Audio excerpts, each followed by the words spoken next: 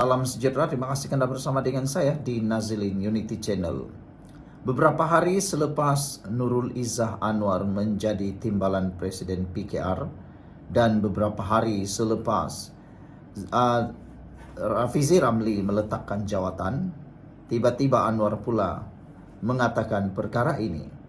Ini keputusan terkini Anwar Ibrahim berkait dengan politik yang ada di Sabah dan skandal rasuah di Sabah. Selepas beberapa waktu, akhirnya Anwar Ibrahim bersuara.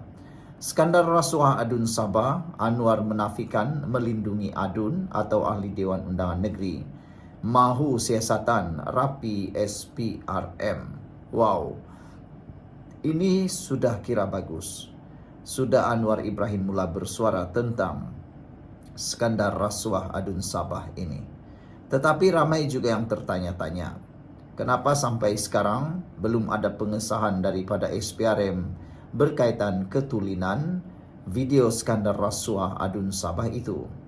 Rakyat-rakyat di Sabah, khususnya para penyokong warisan, penyokong pembangkang, penyokong Barisan Nasional, menanti-nanti bila agak-agaknya ahli-ahli Dewan Undangan Negeri yang terlibat dalam skandal rasuah itu akan didakwa. Tapi sebenarnya kata Anwar Ibrahim, beliau menafikan melindungi Adun, ahli Dewan Undangan Negeri itu, dan mahu siasatan rapi SPRM. Perdana Menteri Datuk Seri Anwar Ibrahim menegaskan bahawa siasatan berhubung dakwaan isu skandal rasuah menerusi penyebaran video melibatkan ahli Dewan Undangan Negeri Sabah perlu dilaksanakan mengikut prosedur dan undang-undang yang teratur. Sebelum kita teruskan, apa pendapat anda tentang video skandal tersebut? Adakah itu juga akan menunjukkan kekuatan kredibiliti kepimpinan Anwar Ibrahim bersama timbalan Presiden baharu PKR? Sebelum kita teruskan ulasan kali ini, saya nak kongsi dengan anda semua. Mungkin ini rezeki untuk anda atau rezeki untuk saya. Tetapi siapa tahu ini rezeki untuk anda sehat dan sembuh daripada penyakit anda. Produk ini, produk For Life Transfactor. Produk ini menguatkan daya imun badan dan mendidik daya imun badan kita menjadi bijaksana. Kita sakit kerana imun badan kita yang lemah. Kita sakit kerana imun badan kita yang bodoh. Dan semestinya kita sembuh pun kerana daya imun badan kita yang kuat dan pintar. Jadi untuk menguatkan daya imun badan itu, kita kena makan Transfactor ini. Banyak sudah yang makan dan banyak sudah testimoni berlaku. Saudara, bagi mau mendapatkan produk ini, hubungi nombor yang tertera itu. Dan baru sebentar tadi ada cerita atau testimoni yang baru saya dapat perkongsian daripada rakan sebelah tentang orang yang kena gout. Teruk juga gautnya sehingga terpaksa tak boleh jalan, tunaikan solat pun tak dapat lagi, tak boleh. Tapi akhirnya selepas lebih kurang 3 minggu, ada penambahbaikan yang ketara. Seminggu sahaja selepas dia menggunakan produk ini, dia dah mula boleh solat. Jadi itulah yang terbaik. Kalau berminat, hubungi nombor yang tertera. Baiklah. Perdana Menteri Anwar Ibrahim menyatakan bahawa beliau tidak mahu mengulangi pendekatan ala diktator yang pernah berlaku dalam sejarah pentadbiran negara. Sebaliknya menekankan kepentingan tugas dan kuasa badan eksekutif, penguatkuasa dan kehakiman. Mengikut Suruhanjaya Pencegahan Rasuah Malaysia SPRM, baru 1 bulan yang lalu ada dikatakan video lengkap, maka SPRM rujuk kepada forensik untuk sahkan dan itu laku dalam siasatan. Makanya siasatan yang lebih rapi boleh diteruskan. Jadi saya nak terangkan supaya semua faham. Saya tidak mahu pegang jawatan dalam kerajaan untuk melindungi. Ada pihak mengatakan Perdana Menteri mesti ambil tindakan. Perdana Menteri tidak tegas. Perdana Menteri sebut anti rasuah tanpa mengizinkan amalan rasuah. Ini Perdana Menteri bukan diktator bah. Saya ikut hukum. Saya kena lalui proses. Saya tidak boleh tangkap begitu. Katanya ketika berucap perasmian Pesta Keamatan Peringkat Negeri Sabah di Hong Kong. Anwar turut menegaskan bahawa beliau tidak akan menggunakan kuasa sebagai Perdana Menteri untuk melindungi mana-mana pihak yang terlibat dalam salah laku atau pihak pemberi maklumat, sebaliknya menyerahkan sepenuhnya kepada proses perundangan. Siasatan itu tugas SPRM atau polis. Pendakwaan itu kerja pegawai negara dan membentuk kerja hakim, katanya. Perdana Menteri itu harus menjaga supaya sistem tersebut berjalan dengan betul, kata Anwar. Bukan Perdana Menteri yang siasat, dakwa dan hukum, itu diktator namanya. Kita pernah lalui dulu dan saya tahu itu. Jangan minta saya ulang sistem begitu, tegas Anwar lagi. Tentunya saya tidak campur pada mulanya, tetapi bila hal itu hangat, saya minta pandangan daripada SPRM berkaitan video-video ini, kata Anwar Ibrahim. Tuduhannya bahwa kita menutup isu tersebut itu persepsi, dibangkitkan persepsi terutama di bandar seolah-olah ada usaha untuk menutup perbuatan rasuah dan kesalahan, kata Anwar lagi. Jadi saya nak tanya SPRM. Saya tanya SPRM, video yang heboh ni saya pun tengok nampak macam betul, apa masalahnya, kata Anwar. Jawapan rasmi mereka, kalau ikut hukum, video sekerat-kerat ini boleh disiasat tapi tak boleh didakwa. Tak ada mahkamah yang akan terima video sekerat-kerat. Apalagi sistem zaman teknologi kecerdasan AI. Jadi sebab itu kena siasat, kata Anwar lagi. Jelasnya, SPRM memaklumkan bahawa siasatan berdasarkan sebahagian video sahaja tidak dapat diteruskan kerana kekurangan maklumat dan keterangan lengkap daripada pihak berkaitan. Jawapan mereka, ia disiasat tetapi tidak boleh diteruskan kerana belum ada keterangan. Orang yang mengeluarkan keterangan itu pun keluarkan sedikit kenyataan, dibicara dengan pembangkang sedikit, dihangatkan suasana. Jadi tentunya kita kena jelaskan, kata Anwar lagi. Kata Anwar lagi tentang pilihan raya negeri, kadang-kadang dalam pergelutan ketika menghampiri PRN Sabah, pimpinan yang pernah memimpin yang bersama-sama kadang-kadang lupa semata-mata untuk menghangatkan suhu politik ataupun membangkitkan isu yang menimbulkan terhakisnya keyakinan kepada negara. Ini tidak sihat, kata Anwar. Sehubungan itu, beliau memilih untuk bercakap secara terus terang mengenai perkara tersebut kerana tidak mau berselindung. Apa kritikan paling kuat di sini? Ia berkaitan pengedaran video yang dikatakan tidak disiasat oleh agensi kerajaan persekutuan seperti SPRM, kata Anwar.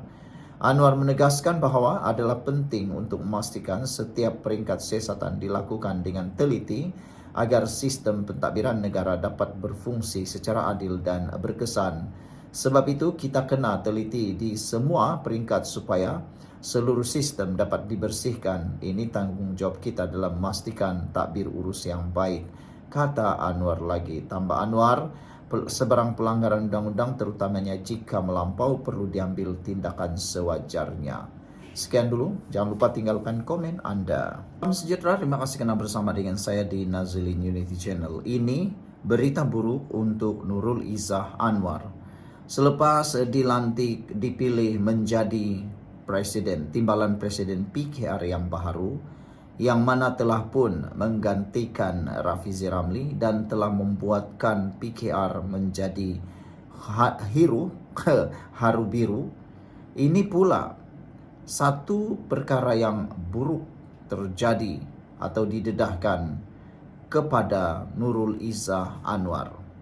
Pastinya ramai orang yang masih lagi terikat tak move on dengan pelantikan timbalan presiden PKR ini, yaitu Nurul Izzah. Ramai yang tak puas hati apabila Rafizi Ramli menyatakan seakan-akan ditikam dari belakang. Pemilihan itu dilihat seperti tidak adil, tetapi sudah bersuara. Nurul Izzah perlu tinggalkan drama politik. Itu nasihat Puad Zarkasi. Benarkah Nurul Izzah membuat lakonan drama politik? Apa pula drama politik Nurul Izzah yang dinyatakan, yang didedahkan oleh Puad Zarkasi ini? Adakah benar Nurul Izzah mempunyai daya lakonan drama yang terbaik? Kalau betul dia berdrama dalam politik, apa dramanya? Puad Zarkasi, ahli Majlis Kerja Tertinggi UMNO, menyatakan supaya Nurul Izzah Anwar berhenti lakonan politik. Beliau menegur timbalan Presiden Parti Keadilan PKR itu yaitu Nurul Izzah Anwar, susulan kenyataannya yang mahu meneruskan dasar dan idea yang dikaitkan dengan Menteri Ekonomi Datuk Seri Rafizi Ramli. Menerusi muat naik di Facebooknya, Muhammad Puad mempersoalkan apakah gagasan besar yang pernah diketengahkan oleh Rafizi sehingga perlu dipertahankan secara terbuka. Pada pendapat anda, layakkah Nurul Izzah menjadi timbalan Presiden PKR dan betulkah dia adalah lakonan drama politik? Sebelum kita teruskan, izinkan saya kongsi satu produk Whole Life Transformactor. Produk ini bukan obat, produk ini membantu meningkatkan daya imun tubuh badan kita. Kita kena penyakit bukan sebab kita lemah, tetapi imun badan kita lemah. Bukan karena kurang senam, tetapi bukan karena kurang senam semata-mata, tetapi karena imun badan kita yang jadi lemah, pertahanan badan kita jadi lemah, dan imun badan yang bodoh. Imun badan yang bodoh akan menyerang tubuh kita sendiri. Tetapi dengan adanya produk Transformactor ini, imun badan kita akan dididik menjadi kuat semula, dididik supaya tidak menyerang diri kita. Kita sembuh daripada penyakit karena imun badan kita yang kuat. Produk ini menguatkan daya imun badan kita. Siapa yang berminat, hubungi nombor yang tertera dalam video ini. Dan baru sebentar tadi ada satu testimoni yang luar biasa, cerita tentang thyroid. Dia sudah bertahun-tahun masalah thyroid, dia sudah boring dengan temu janji, bahkan dia sudah terlalu hampir putus asa karena thyroidnya makin hari makin membesar. Tapi selepas berkenalan dengan kawan, dia cerita selepas baru seminggu menggunakan Transformactor yang saya tunjukkan ini, thyroidnya mengecil. Oke lah, kalau berminat hubungi itu. Kita cerita lagi tentang politik. Jangan kamu marah, saya hanya kongsi dengan anda semua. Manalah tahu kan ada rezeki untuk saya dan untuk anda sembuh. Baiklah, Nurul Izzah kata dasar dan ide Rafizi akan diteruskan. Kata Puad, saya tanya Nurul Izzah, apa dia ide Rafizi yang bagus sangat untuk rakyat atau negara? Padu, turun harga kereta katanya pada Jumat. Wah, bukan calang-culang juga Puad menghentam kerajaan perpaduan sekarang ini. Speaker Dewan Undangan Negeri Johor itu menggesa Nurul Izzah agar menjelaskan secara lebih spesifik apakah gagasan Rafizi yang benar-benar mengubah wacana negara, khususnya dalam aspek tabir urus dan keadilan ekonomi. Izzah perlu lebih spesifik. Apa dia gagasan Rafizi yang telah mengubah wacana negara? Beri satu contoh khususnya dalam tabir urus dan keadilan ekonomi. Jelas Muhammad Puad, sudah tiba masanya pemimpin politik berhenti bersikap hipokrit dan berpijak pada realiti. Jangan hipokrit. Saya setuju dengan Nazri Aziz. Tidak perlu pujuk macam Rafizi itu, bagus sangat. Kurangkan drama politik, kata Puad lagi. Cakap sahaja bahwa Rafizi tidak diperlukan, sebab itu kamu lawan dia, kata Puad. Beritahu Presiden ganti segera Rafizi dan Nick Nazmi, ganti dengan yang lebih bagus, move forward and move fast, katanya. Sebelum ini, menurut satu perkongsian di Facebook pada Rabu, Nurul Izzah berkata, ide dan ilham Menteri Ekonomi Datuk Seri Rafizi Ramli tidak akan dilupakan. Sekian untuk kali ini, jangan lupa tinggalkan komen anda. Salam sejahtera, terima kasih karena bersama dengan saya di Nazlin Unity Channel. Benarkah Rafizi akan memimpin satu jajaran baharu politik dalam Malaysia? Jajaran politik itu mungkin disebut gabungan-gabungan payung besar, seperti yang pernah dikatakan oleh beberapa pemimpin Perikatan Nasional. Tetapi bukan melibatkan Perikatan Nasional. Rafizi dikatakan mungkin akan membentuk atau mungkin akan memimpin satu pergerakan penjajaran politik baharu yang akan membabitkan parti-parti politik pecahan yang terbesar di Malaysia. Mungkinkah Rafizi akan menjadi ancaman baru kepada politik di Malaysia? Dalam bercakap tentang politik, apa-apa saja boleh berlaku. Bak kata pepatah, kawan boleh jadi lawan, lawan boleh jadi kawan. Tetapi pastinya Rafizi tidak akan bekerja sama dengan Parti PAS maupun Perikatan Nasional. Karena Rafizi tahu tiada kelebihan beliau dapat dari sana. Tetapi mungkin ada ahli-ahli daripada Perikatan Nasional, ahli-ahli parlimen atau ADUN yang turut sebenarnya memimpin ataupun tertarik dengan Rafizi Ramli yang mungkin akan turut menyokong gerakan tersebut. Gerakan itu adalah gerakan jajaran baru politik Malaysia yang mungkin akan membawa kepada perubahan sistematik di dalam pentadbiran Anwar Ibrahim. Tidak saya katakan Anwar Ibrahim akan tumbang. Tidak saya katakan. Saya tidak katakan bahwa kerajaan Anwar Ibrahim akan tumbang. Tetapi mungkin ada penjajaran baru politik yang mungkin akan menyebabkan dinamik politik tiba-tiba berubah. Suara rakyat akan menjadi bergema. Sebelum kita teruskan ulasan kali ini, jangan lupa tinggalkan komen Anda dan saya kongsikan dengan Anda satu produk terbaik, yaitu For Life Transfer Factor. Produk ini bukan obat. Produk ini ialah produk yang menguatkan imun tubuh badan kita. Karena kita kena penyakit, gara-gara imun badan kita lemah, imun badan kita jadi bodoh. Jadi imun badan yang bodoh itu dia akan menyerang tubuh badan kita dan kita jadi sakit. Tetapi untuk jadi sehat, jawabannya tetap sama. Kunci untuk sehat ialah kuatkan daya imun badan, perbaiki daya imun badan, dan didik daya imun badan yang menyerang itu menjadi pintar supaya dia tidak menyerang tubuh badan kita. Ada banyak testimoni yang saya sudah dengar dan sudah berada di depan mata saya sendiri berlaku. Bahkan saya makan obat kolesterol ini, kotaknya. Tapi selepas saya mengamalkan produk For Life ini, saya tidak makan lagi obat itu. Jadi tinggal kenangan sajalah. Ini baru saja saya dapat 7 hari bulan 4. Oke lah, jangan panjang-panjang tentang produk, nanti orang marah. Kita nak cerita tentang politik. Kalau berminat, hubungi saja nomor yang tertera ini. Baiklah, bercakap tentang penjajaran politik baru di Malaysia. Adakah Rafizi akan memimpin gerakan politik baru Malaysia yang mana dianggotai oleh parti-parti orang muda? Kalau satu ketika dahulu dalam sejarah Malaysia, ada kaum tua dan kaum muda. Kalau masih ingat, dalam sejarah Malaysia ada gerakan kaum tua dan kaum muda. Kaum tua mempunyai gerakan propagandanya, bahkan fahamannya sendiri. Cara mereka bekerja lebih kurang kita boleh kata ikut cara orang tua lah, macam begitu.